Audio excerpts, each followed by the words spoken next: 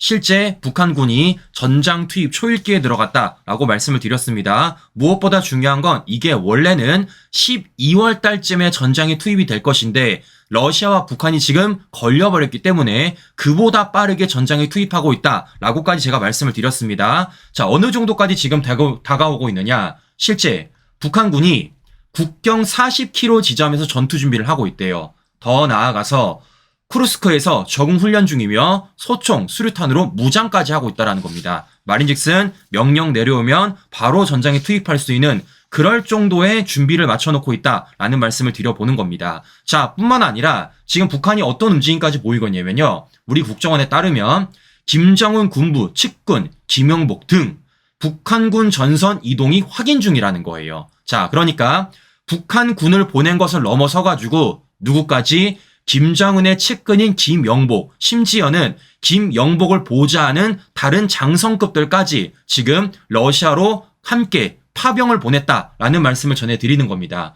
자, 여러 차례 말씀드렸지만 김영복 어떤 사람이라고요? 김정은의 수첩 비서라고 꼽히는 사람입니다. 사실상 김정은을 쫄쫄 따라다니면서 어떤 식으로 이렇게 수첩을 쓰는 사람이 바로 김영복이라는 거예요. 그런데 김영복뿐만이 아니라 김영복을 보좌하는 다른 북한군 장성급들도 지금 저기를 따라갔다라는 겁니다. 자, 그만큼 북한과 러시아가 어느 정도로 밀접하게 연관을 맺고 있는지 이런 과정 속에서 정은이가 이 러시아 파병 관련돼 가지고 얼마나 신경 쓰고 있는지 우리가 확인해 볼 수 있다라는 겁니다. 자, 그러면 중요한 건 이거죠. 김정은이 이렇게까지 북한군을 파병 보낸 이유가 뭐겠습니까? 러시아를 통해서 받을 게 있기 때문이죠. 자, 그렇다 보니까 지금 어떤 소식도 들려오고 있느냐? 북한의 최선희. 자, 이 사람 우리나라로 따지냐면요. 이 사람이 외교부 장관급이라 생각하시면 됩니다. 그러니까 외교부 수장이에요. 북한의 최성희가 러시아를 방문했다라는 겁니다. 말인즉슨 추가 파병과 대가 협의 가능성이 있기 때문에 러시아를 방문을 했다라는 겁니다. 그러니까 뭡니까 지금 이미 북한은요 러시아에 무기를 지원했습니다.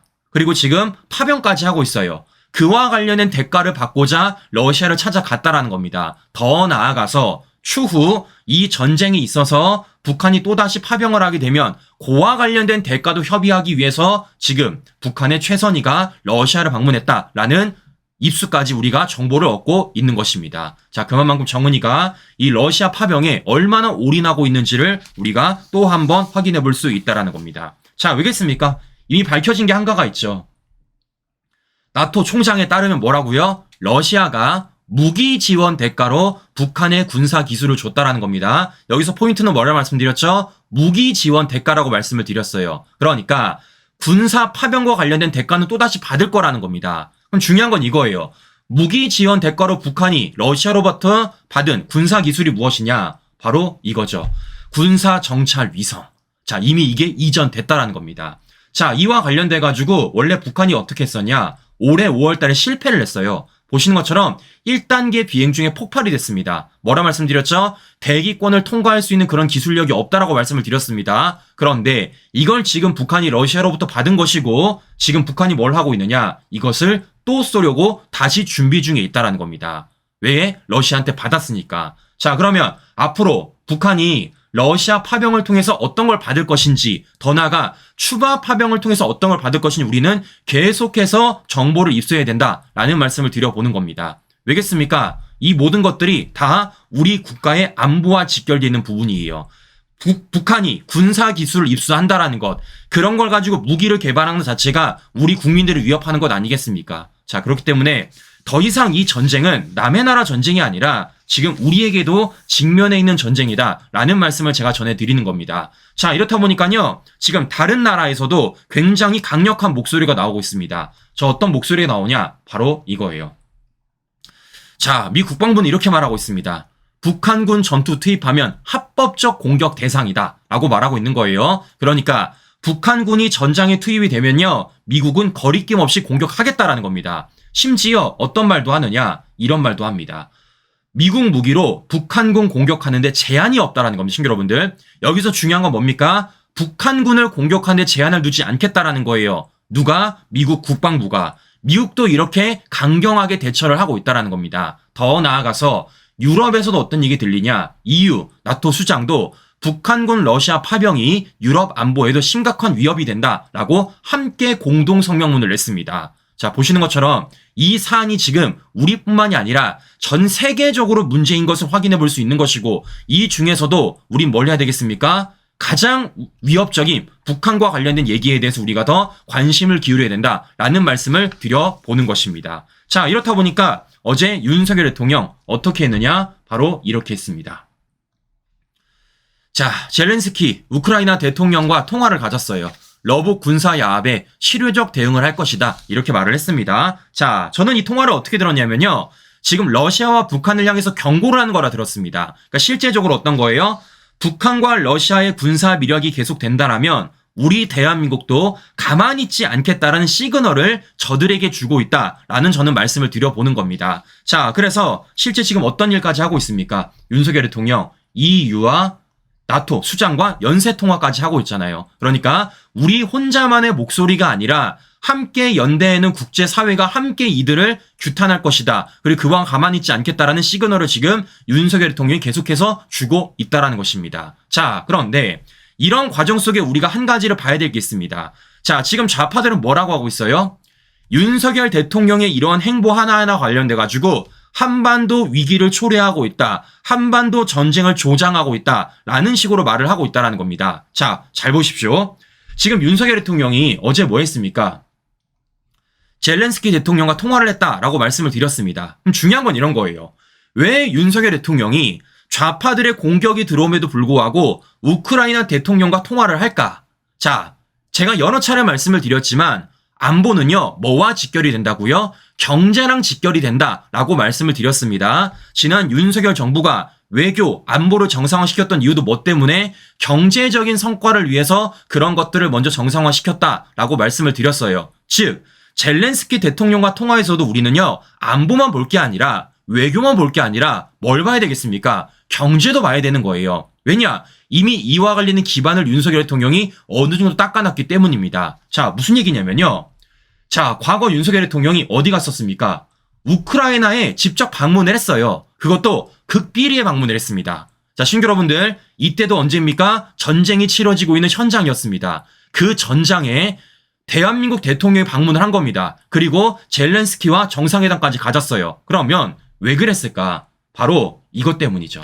재건 사업 논의. 자, 실제 전쟁이 끝나게 되면 우크라이나도 재건을 해야 됩니다. 그러면 그 재건을 하기 위해서는 뭐가 필요하겠습니까? 많은 기업들이 들어와야 되고 많은 투자를 받아야 되는 거예요. 자, 이 재건 사업이 어느 정도냐면요, 약 2,000조의 시장이 될 것이다 라고 말을 하고 있습니다. 자, 잘 보세요. 그러면 여기에 우리도 어쨌든 간에 우리 기업들을 참여를 시켜야 되는 것이고, 그런 속에서 우리 기업들이 이익을 볼 수 있게 만들어야 되지 않겠습니까? 그럼 우린 뭘 해야 되겠습니까? 우리도 어느 정도 지분을 확보를 해야 돼요. 지분을. 그러면 그 지분을 하는 과정 속에서 뭘 해야 되겠습니까? 우리가 안보적으로, 외교적으로 이렇게 함께 대화를 나눠야죠. 그래야지만 어떻어요? 이 과정 속에 우리가 어떤 일을 했는지 얘기할 수 있는 것이고, 그런 가운데 우크라이나 재건 사업에 우리가 지분을 요구할 수 있지 않겠습니까? 그 모습을 어제 윤석열 대통령이 이 통화 한 장면을 우리가 볼 수 있었다라는 거예요. 그런데 민주당 좌파는 어떻습니까? 이런 거 싹 다 배제한 채 그냥 기승전 윤석열 대통령만 공격한다라는 것이죠. 자, 중요한 건 이런 기반을 윤석열 대통령이 계속해서 마련해왔다라는 겁니다. 무슨 얘기냐? 최근에 윤석열 대통령이 체코 가지 않았습니까? 거기에서 체코 대통령과 24조 원전 세일즈 했다 말씀드렸습니다. 그런데 원전 세일즈만 한 게 아니라 뭐도 했느냐? 이것도 했어요. 우크라이나 재건 협력 사업 지원 합의까지 했습니다. 자, 이것뿐만이 아닙니다. 최근에 윤석열 대통령과 폴란드 대통령이 북한의 러시아 파병 관련돼서 규탄의 목소리를 함께 냈습니다. 그런데 이때 규탄 목소리만 낸 게 아니라 뭐도 함께 냈느냐? 이것도 함께 했어요.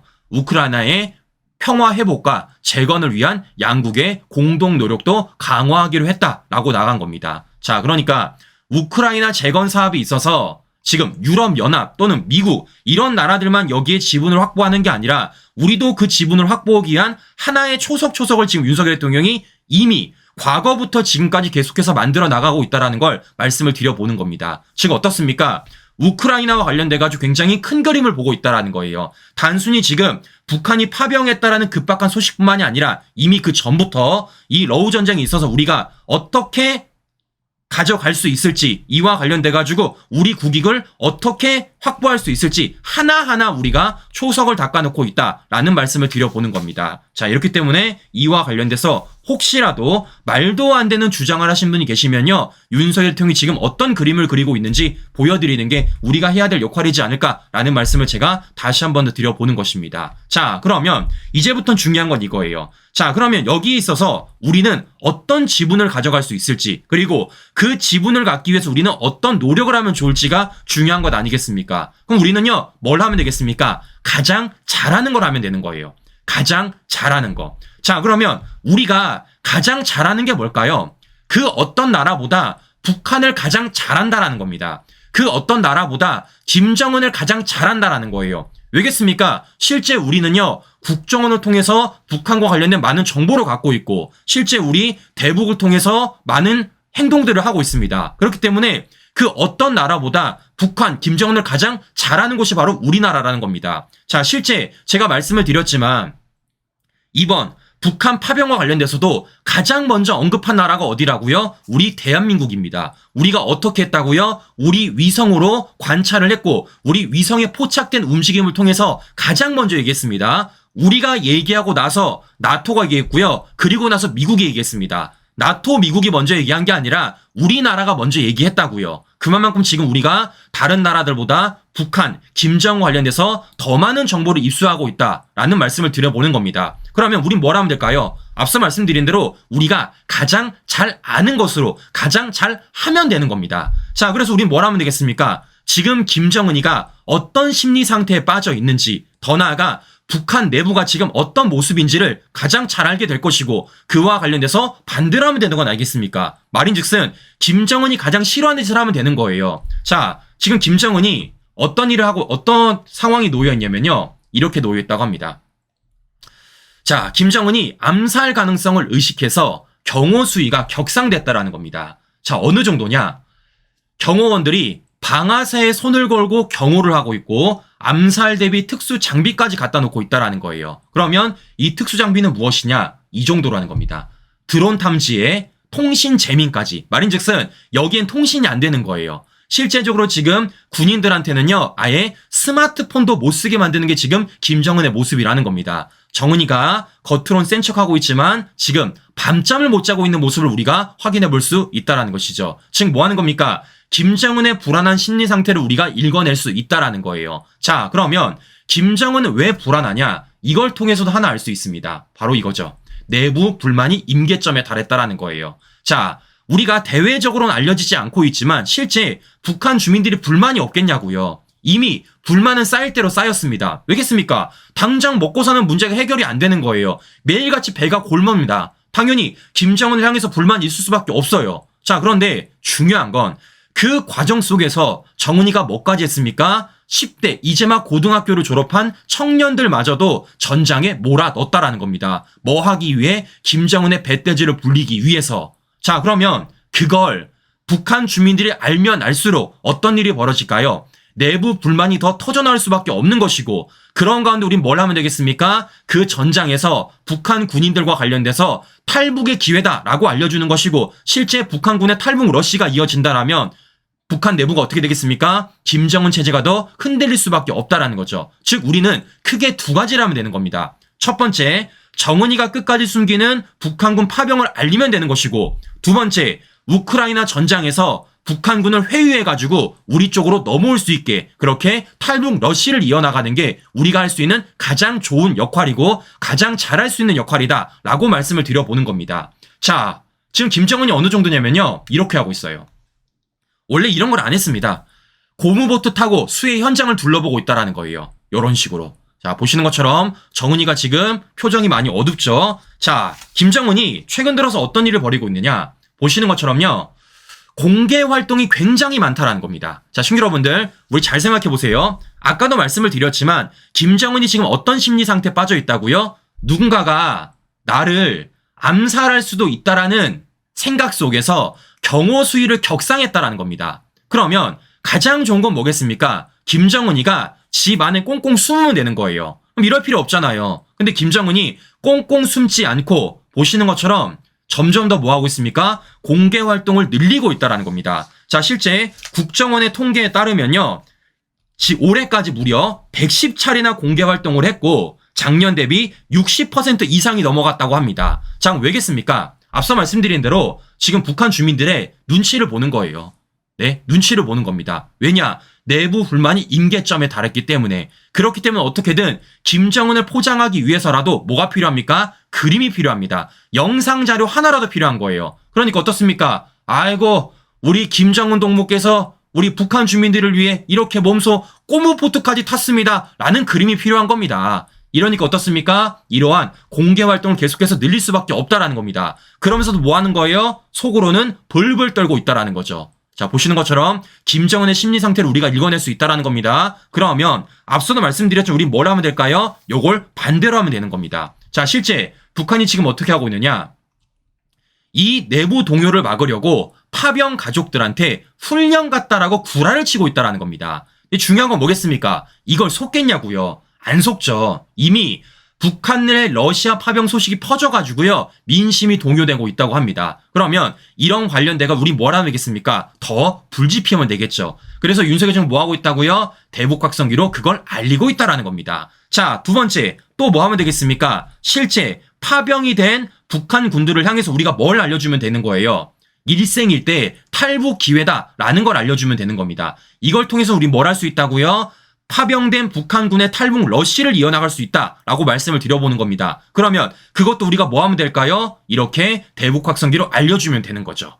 자, 그럼 어떻게 되겠습니까? 우리는 김정은이 가장 싫어하는 두 가지를 할 수 있게 되는 것이고 그와 관련돼서 김정은 체제가 더 흔들릴 수밖에 없다라는 겁니다. 자, 말인즉슨 김정은이 지금 도박을 하고 있습니다. 도박을. 그러니까 그동안 김정은이 뭐 했습니까? 시진핑의 빨딱 빨아가지고 어떻게든 경제적인 지원을 받았는데 이젠 그게 안 되는 겁니다. 이러니까 러시아의 빨대 빨아가지고 지금 경제적 지원을 받고자 하는 거예요. 그런데 그 경제적 지원을 받음에 있어서 어떻게 하고 있습니까? 북한 청년들을 사지로 내몰고 있다는 겁니다. 자, 그럼 어쨌든 간에 잘 생각해 보세요.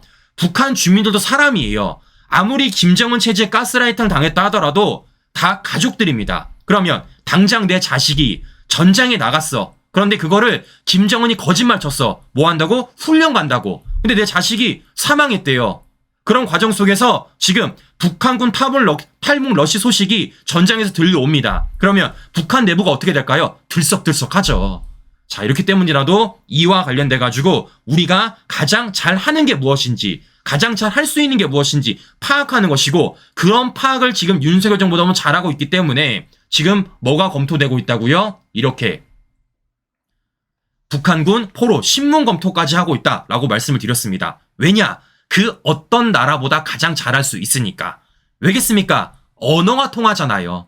왜겠습니까? 실제적으로 우리가 가장 잘하는 사람들이잖아요. 자, 이렇기 때문에 지금 우리가 가장 잘 할 수 있는 것으로 우리가 하면 되는 것이고, 그와 관련해 추후 우크라이나 재건 사업에 있어도 충분히 우리 지분을 요구할 수 있다라는 말씀을 드려보는 겁니다. 실제 그래서 어떻게 하고 있다고요?